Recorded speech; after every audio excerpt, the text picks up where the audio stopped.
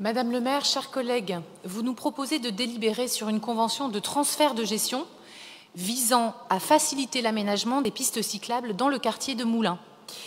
Nous vous soutenons dans cette démarche, comme nos conseillers de quartier politiques l'ont fait, d'ailleurs, pour pousser d'autres aménagements cyclables du quartier, notamment les nouvelles voies cyclables rue de Cambrai. Cela me permet de souligner et de saluer le formidable travail de nos 20 conseillers de quartier Faire respirer Lille, très investis dans la vie quotidienne de nos concitoyens lillois, et les mois et le mois.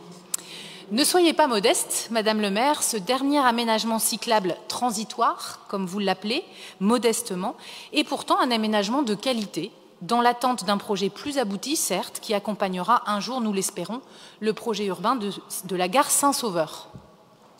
La suppression de 40 places de stationnement nécessaires à l'aménagement de larges voies cyclables en fait pourtant un aménagement pérenne qui s'est constitué sans concertation et sans étude du besoin, ce qui nous interpelle en termes de méthode et de calendrier.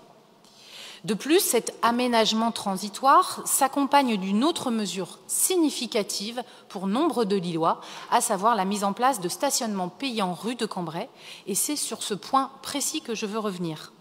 Nous vous interpellions le 8 octobre dernier sur une délibération qui évoquait la mise en place progressive du stationnement payant et une présentation ultérieure en conseil municipal, comme vous nous l'annonciez.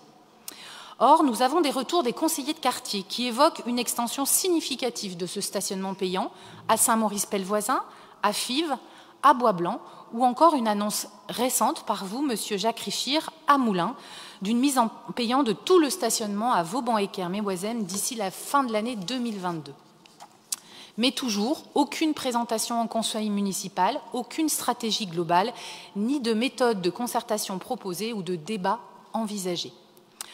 Aujourd'hui, c'est une réalité. 15% des trajets automobiles effectués en ville s'étalent sur moins de 500 mètres pour des raisons organisationnelles, ou par habitude, ou facilité pour la plupart des habitants.